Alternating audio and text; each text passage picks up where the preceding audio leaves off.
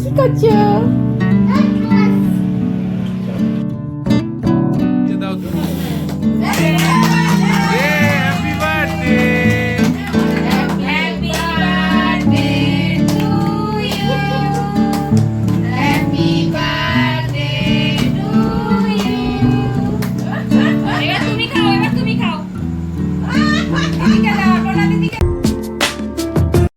বন্ধুরা, সবাইকে আমার নতুন আরও একটি ব্লগে অনেক অনেক স্বাগত। বন্ধুরা, আজকে হলো 12ই অক্টোবর, অর্থাৎ শনিবার। আর আজকের দিনটা হলো বিজয়া দশমী। মা চলে যাবেন, তাই মনটা একটু ভারাক্রান্ত। কিন্তু আজকে আমাদের একটা খুবই স্পেশাল দিন। আজকে আমার ঋষভ সোনার জন্মদিন, তাই সকাল থেকে মা কিন্তু রান্নাবান্নার কাজ শুরু করে দিয়েছে। আর তোমাদেরকে কিন্তু আমি কমিউনিটিতে জানিয়েছিলাম, আমি ঋষভের পাপা আমরা কিন্তু ভীষণভাবে অসুস্থ, তাই কিন্তু একটু ছোটো মোটো আয়োজন করেই ছেলের জন্মদিনটা আমরা সেলিব্রেট করছি। আর এবারের জন্মদিনে আমরা রয়েছি ঋষভের মামার বাড়িতে। তো ঋষভের দিদাই সমস্ত অ্যারেঞ্জমেন্ট করে দিয়েছে, আর পায়েসের জোগাড়টা আমরাই করেছি। আর ঋষভের পাপা একটা কেকও এনেছে। আর এখানে মায়ের কিন্তু অনেক রান্নাবান্না হয়ে গেছে, এই যে পায়েসের বাজারটাও হয়ে গেছে। আজকে কোন জামাটা পরবে? ফ্রকটা পরবো। কোন ফ্রকটা? ওই মামি যেটা দিয়েছে ওইটা পরবো।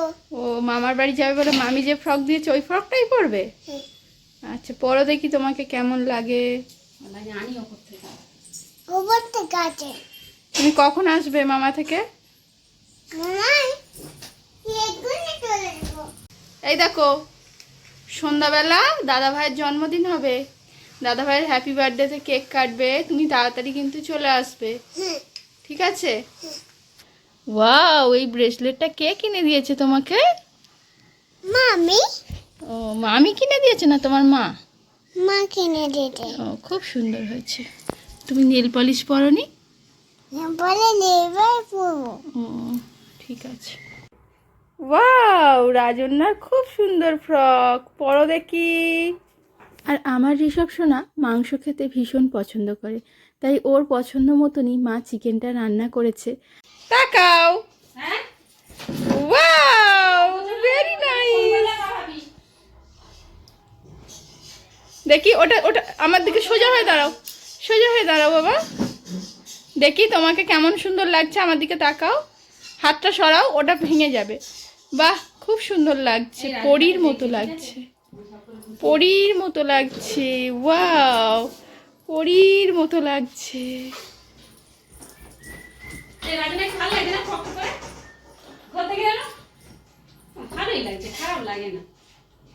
টুকি পড়ে যাবে। আর বিছানার অবস্থা এটা কি করেছো তোমরা দু ভাই বোনে? বালিশগুলো ওরকম অগোছালো করে দিয়েছো কেন? ঋষভের দাদু দিদা সমস্ত জোগাড়টা করেছে, শুধুমাত্র পায়েস আর কেকের অ্যারেঞ্জমেন্টটাই আমরা করেছি। আর এখানে মা কিন্তু পায়েসটা রান্না বসিয়ে দিয়েছে। আর আজকে সন্ধ্যাবেলা ভাবছি একটু ওই বাড়িতেও যাব ঋষভকে নিয়ে, সবাই ওকে দেখলে ভীষণ খুশি হবে। ওর জন্মদিন বলে কথা, ওর ঠাম্মা দাদুও তো ভীষণভাবে ওকে আদর করতে চাইবে। কি করছো? মারো দেখি। আমাকে নয়, এই এই এই জানুলায় মারো।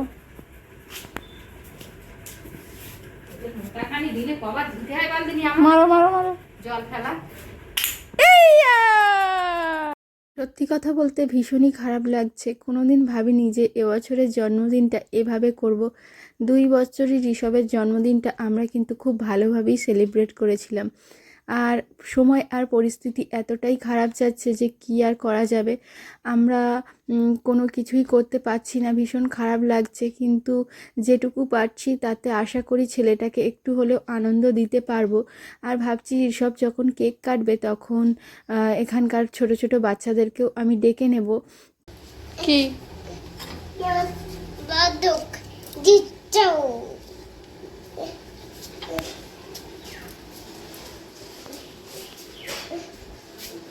কোথায়? মাছ হাতে বাদুক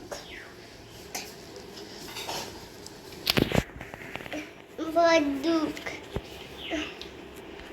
এখন দুপুর হয়ে গেছে, আর আর ঋষভকে খেতে দিয়ে দেব, তার সাথে বাড়ির অন্যরাও খেতে বসবে। তো ঋষভের ভাতটাই মা প্রথম বেড়ে দিচ্ছে। তো আজকে আমি না ভিডিও শ্যুট করব সেই ইচ্ছাটাও ছিল না, কিন্তু ভাবলাম যে ছেলের জন্মদিন, এটুকু অন্তত আমি ওর জন্য করতেই পারি। তো আর ও না ওর এই যে প্রথম বছর দ্বিতীয় বছর জন্মদিন হয়েছে, তো সেই সব ভিডিওগুলো ও দেখতে ভীষণভাবে পছন্দ করে। তাই ভাবলাম আমার যতই কষ্ট হোক আজকে ভিডিওটা কিন্তু আমি শ্যুট করবই। তাই আমি যেটুকু পেরেছি সেটুকুই আমি শ্যুট করার চেষ্টা করেছি। আর এখানে মা সুন্দরভাবে ঋষভের প্লেটটাও সাজিয়ে দিচ্ছে। আর নিজে হাতে কিছু করতে পারিনি, এটার জন্য একটু তো খারাপ লাগছে, কিন্তু কি আর করা যাবে বলো, সময় আর পরিস্থিতি আমাদেরকে অনেক কিছুই শিখিয়ে দেয়। তো সামনের বছর নিজের মনের ইচ্ছাগুলো পূরণ করব। তো এবছর হয়নি তো কি হয়েছে।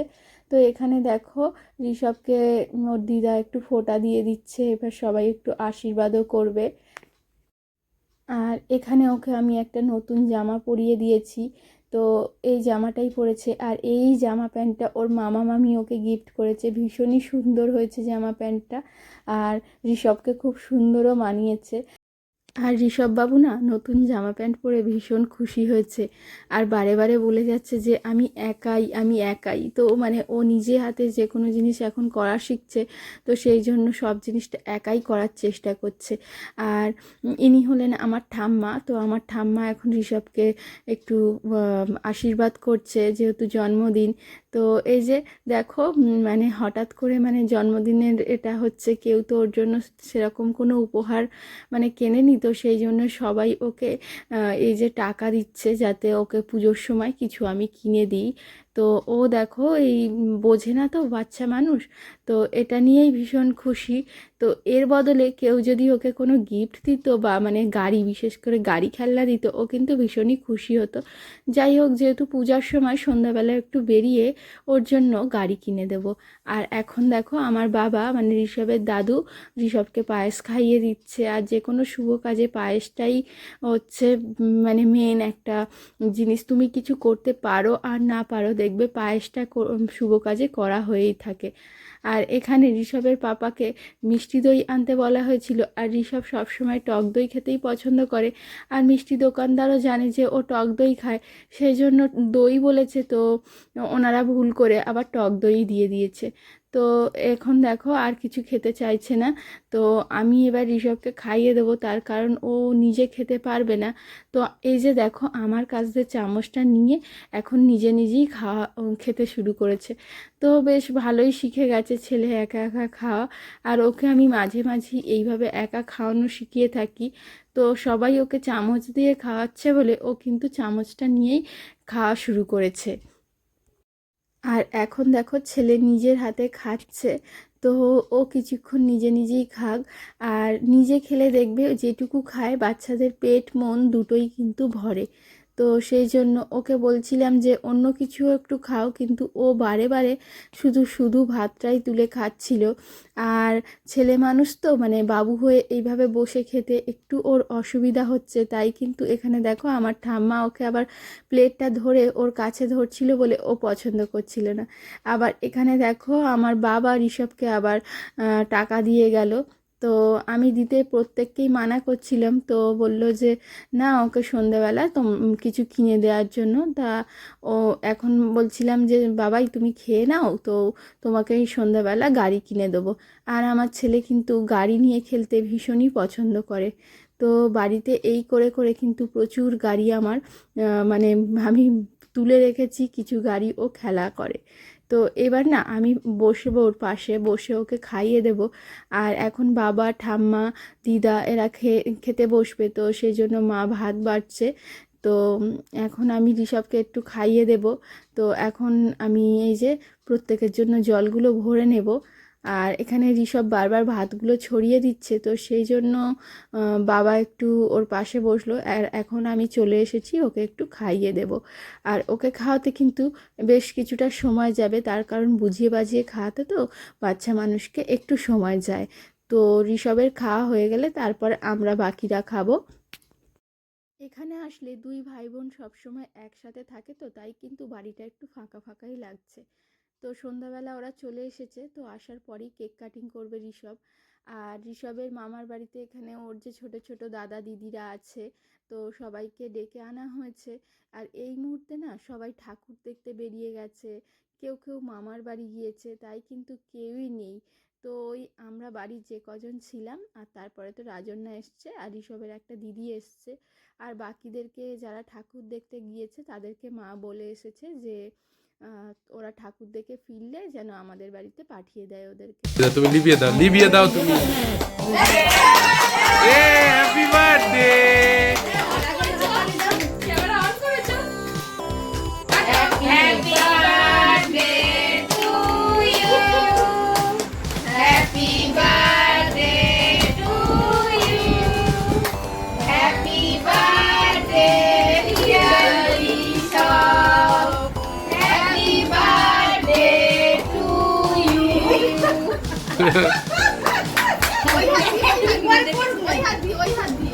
ওটা রেখে দাও চামচ, এটা রেখে দাও, ছুরিটা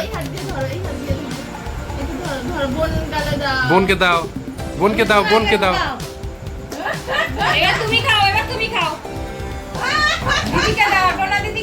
দিদিকে দাও বাবা, এই দিদিকে দাও।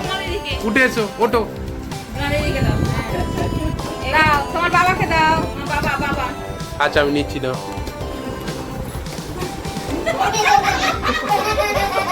আবার কাটো।